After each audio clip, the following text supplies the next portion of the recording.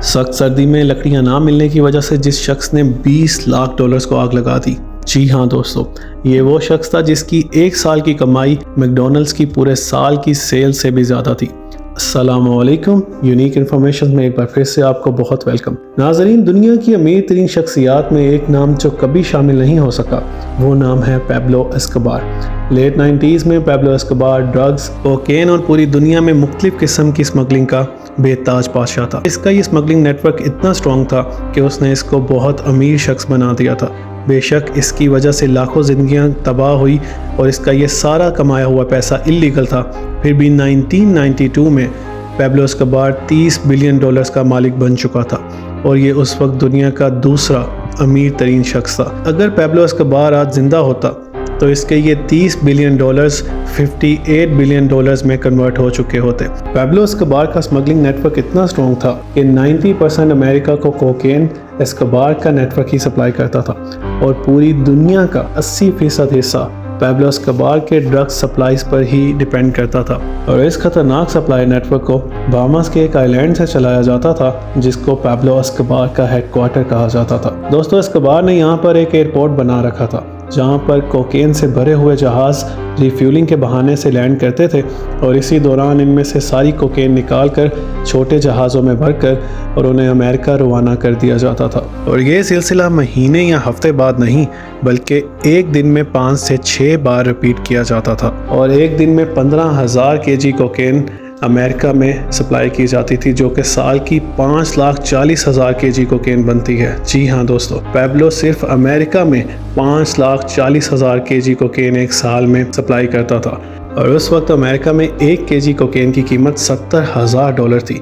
इसका मतलब एस्कोबार सिर्फ अमेरिका में 378 बिलियन डॉलर्स की कोकेन एक साल में बेचता था और ये सिलसिला 16 साल तक चलता रहा। और दोस्तों, नारकोटिक्स डिपार्टमेंट के मुताबिक पैब्लो एस्कोबार जो कोकेन $70,000 पर केजी बेचता था वो उसको पीछे से $5,000 पर केजी पड़ती थी। पैब्लो एस्कोबार पायलट्स को एक फ़्लाइट का $5 लाख देता था और तमाम रिश्वतें देने के बावजूद भी पैब्लो एस्कोबार को $60 मिलियन एक दिन में बचते थे, जो कि एक साल में $22 बिलियन बनते हैं।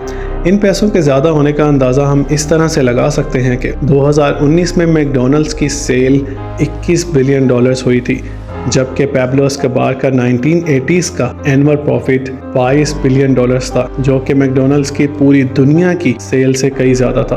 दोस्तों, पैब्लो एस्कोबार ये सारा पैसा हार्ड कैश की सूरत में अपने पास रखता था और इस पैसे की गड्डियाँ बनाने के लिए डेली $1,000 के सिर्फ रबर बैंड आते थे, जो $30,000 पर मंथ और $3,65,000 एक साल के बनते हैं। और जाहिर है इतना ज़्यादा पैसा पैब्लो बैंक्स में तो नहीं रख सकता था, तो इनकी स्टोरेज के लिए इसी आइलैंड में बहुत बड़े बड़े गोडाउन्स बने हुए थे जिनके अंदर ये सारा पैसा ड्रम्स के अंदर स्टोर किया जाता था और इसी सारे पैसे का 10% यहाँ तो चूहे खा जाते थे या फिर पानी के साथ गल सड़ जाता था। दोस्तों, ये माना जाता है कि पैब्लो एस्कोबार इतना ज़्यादा पैसा डेली गिन तो नहीं सकता था, इसलिए पैसे को वज़न करके तोला जाता था और उसके बाद उसकी गड्डियाँ बनाई जाती थी। दोस्तों, एक बार पैब्लो एस्कोबार पुलिस से बचने के लिए अपनी फैमिली के साथ पहाड़ों में मौजूद एक फार्म हाउस पर रहने के लिए चला गया और वहाँ पर लकड़ियाँ ना होने की सूरत में अपनी बेटी को सर्दी से बचाने के लिए उसने जब कोई रास्ता ना पाया तो सेफ में से $2 मिलियन यानी कि $20 लाख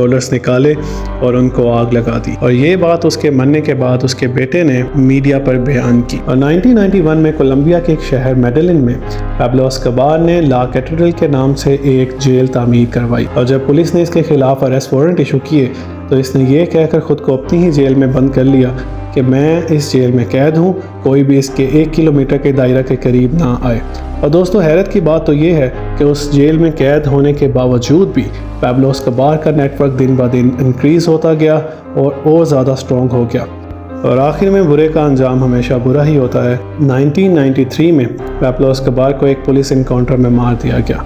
दोस्तों, इसके चर्चे आज भी पूरी दुनिया में किए जाते हैं और एक बात और इससे साबित हो गई कि इंसान जितना भी पैसा कमा ले उसको आखिर ये सब कुछ इस दुनिया में ही छोड़ के जाना है। और दोस्तों, अगर आप पैब्लो एस्कोबार की ज़िंदगी के बारे में मज़ीद जानना चाहते हैं तो नेटफ्लिक्स पर इसकी एक सीरीज़ मौजूद है जो कि नार्कोस के नाम से है।